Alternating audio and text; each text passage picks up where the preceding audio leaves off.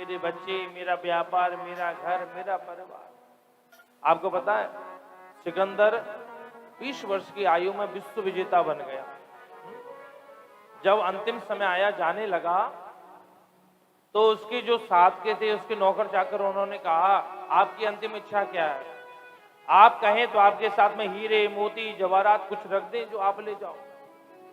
तो सिकंदर ने क्या कहा विश्व विजेता ने, जब मेरा जनाजा निकले तो मेरे दोनों हाथ नीचे लटका देना, क्योंकि दुनिया वालों को यह मालूम हो विश्व विजेता सिकंदर भी जब यहां से गया तो दोनों हाथ खाली गया, कुछ लेकर के नहीं गया। मोहनिसा में बहुत दिन सोए, जाग सके तो जाग रे, तेरी अच्छी बनेगी। ये जो सत्संग होते हैं, कथाएं होती हैं, जगाने के लिए तो होती है। जाग सके तो जाग रे, तेरी अच्छी बनेगी। आत्मदेव जी को जब आत्मज्ञान हुआ तो आत्मदेव जी गृहम त्यक्त्वा वनम गता, घर को छोड़ के जंगल में गए और श्रीमद् भागवत जी के 10वें स्कंद का पाठ किया, भगवत धाम को गए। एक दिन वही धुंधकारी रात्रि के समय दुनिया भर के नशा करके आया, धुंधली मिली, धुंधली को पकड़ के बहुत मारा, लाओ धंधो। बोले मेरे पास बेटा कुछ नहीं है, सब तूने नष्ट कर दिया। बोले नहीं, मुझे पता तुमने छुपा के रखा है। एक बात बताएं, बुरा नहीं मानेगा, जो माताएं बहनें अपने पति के साथ छल कपट करती हैं उनका अंतिम समय तो बिगड़ता ही बिगड़ता है। ये धुंधली की कथा से पढ़े लिखे ज्ञानी महात्मा फल लेकर के आए और उनसे झूठ बोला मुझे बेटा हुआ है, और वही बेटा कहते हैं लतिया नचेत, लात से बहुत मारा, भागवत में साफ लिखा है, बहुत मारा। बोले कल अगर धन नहीं दोगी तो मैं और मारूंगा। धुंधली को अब पश्चाताप होने लगा, पढ़ा लिखा विद्वान मुझे पति रूप में मिला और मैंने उसके साथ में छल कपट किया, उसका दुष्परिणाम ये है, मुझे ये समय देखना पड़ रहा है। बड़ा मन में क्लेश हुआ और रात्रिम गृहम कूपम गतः, घर में एक कुआं बना हुआ था, सोचा कल और मारेगा, ऐसे जिन्हें तो मरना अच्छा है।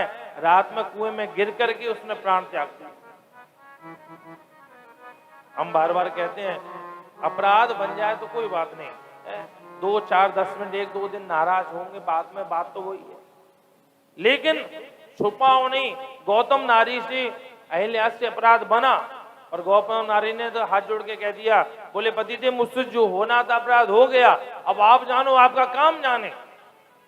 गौतम ऋषि ने श्राप तो दिया तू पाषाण हो जा, पर उनकी पश्चाताप करने के प्रभाव से गौतम ऋषि इतने प्रसन्न हुए और कह दिया, बोले चिंता मत करो, तुम्हें भगवान को ढूंढने कहीं नहीं जाना पड़ेगा, स्वयं प्रभु ढूंढते ढूंढते तुम्हारे पास आएंगे।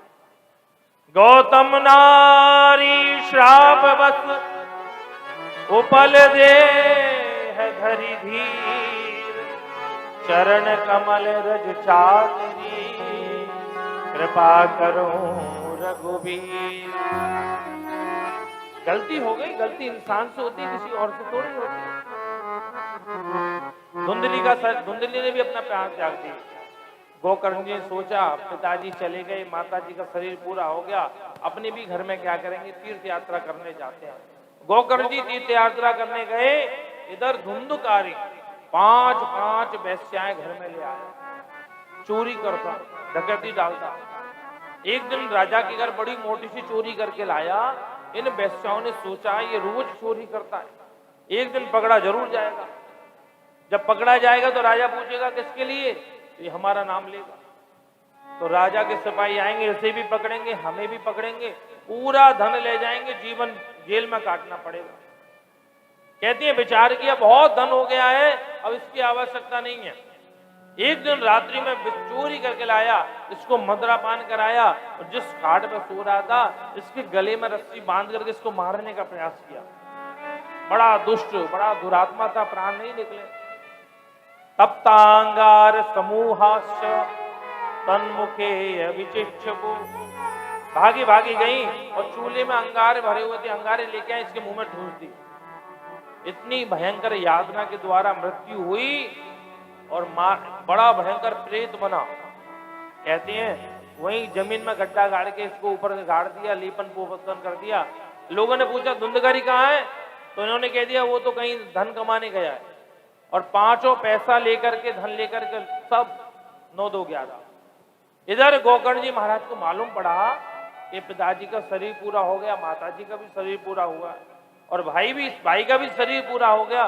तो जहां जाते हैं वहीं पिंडदान करते हैं, चाहे बद्रीनाथ जाएं, चाहे गया जी जाएं, चाहे पुष्कर जी जाएं, जहां जहां वहीं पिंडदान करते हैं।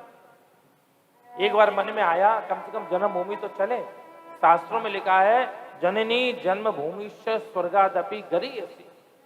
बड़े बड़े महात्मा सिद्ध पुरुष भी जो अपनी जन्मभूमि से मतलब नहीं रखते हैं, उनके लिए भी एक नियम है 12 वर्ष में एक दिन तो कम से कम अपनी जन्मभूमि जाकर के प्रणाम करके आए।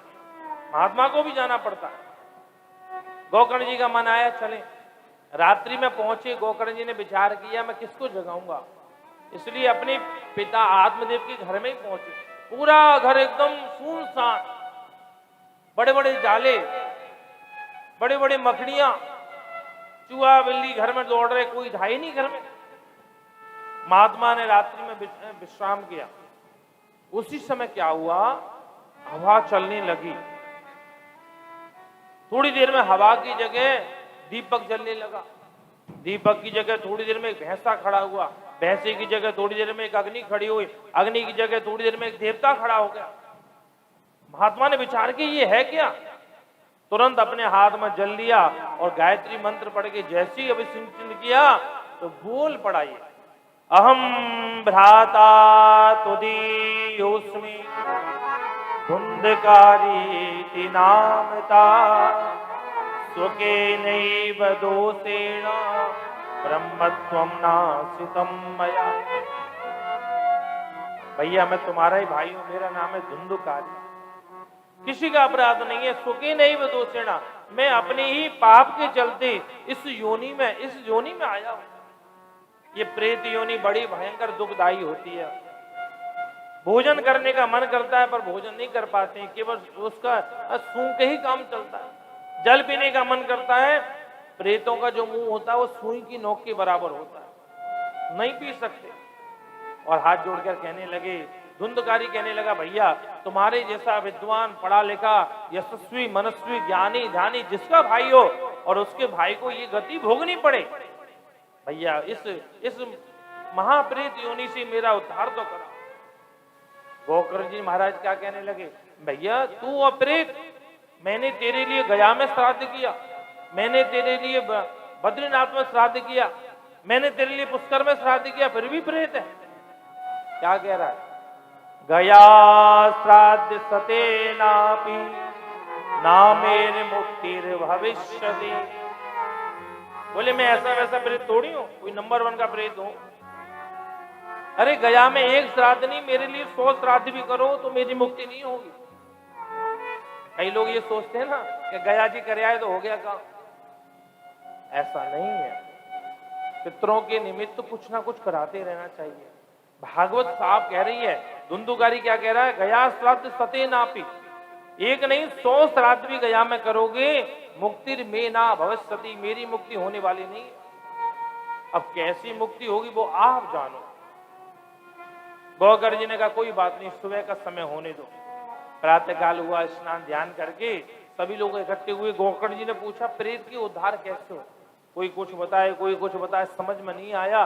तो गोकर्ण जी महाराज ने गायत्री मंत्र के जप के प्रभाव से भगवान सूर्य के रथ को रोक दिया। भगवान सूर्य के रथ को रोकने का मतलब है काल चक्र को रोकना।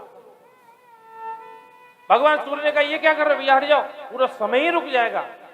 बोले प्रभु मैं जब हटूंगा ये बताओ मेरे भैया है जो बड़ा प्रेत बन गया उसका उद्धार कैसे हो।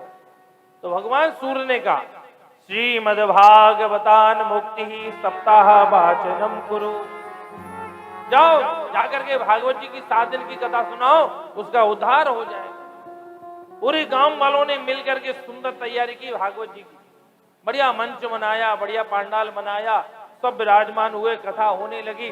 प्रेत ने विचार किया मैं कैसे बैठूं, क्योंकि बात रूप धरो जाता, प्रेत जो होते हैं वायु रूप होते हैं, एक जगह बैठ नहीं सकता, हिलना, इधर उधर भागना पड़ेगा।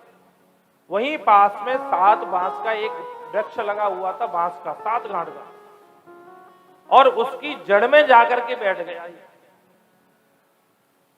पहली दिन की कथा हुई, पहले दिन की कथा का विश्राम होती, पहले दिन की कथा में पहली ग्रंथि फटी, दूसरे दिन की कथा में दूसरी ग्रंथि का भेदन, तीसरे दिन की कथा में तीसरी ग्रंथि का, एवं सप्त दिने जातः सप्त ग्रंथि विभेदनम। 7वें दिन की कथा का विश्राम और 7वीं ग्रंथि का भेदन हुआ। और क्या हुआ, उस बांस के वृक्ष के अंदर से दिव्य रूप धरो जातो तुलसी दाम मंडिता।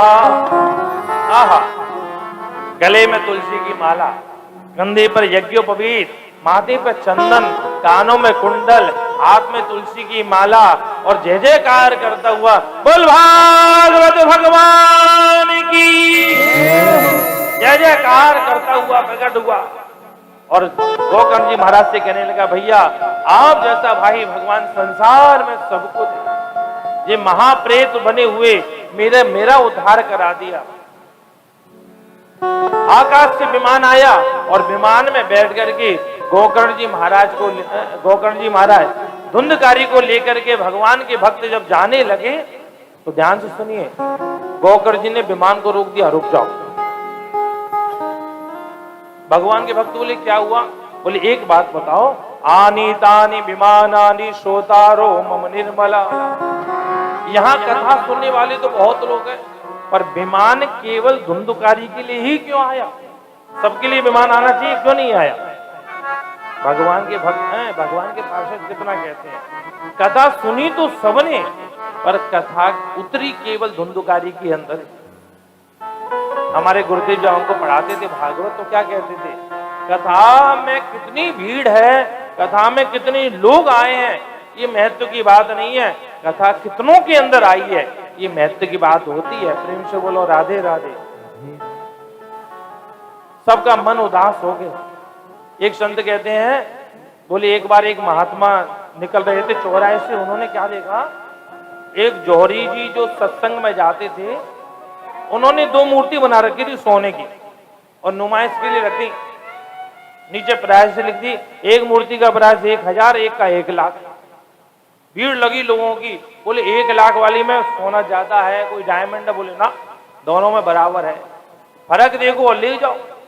बहुत प्रयास किया, समझ में नहीं आया।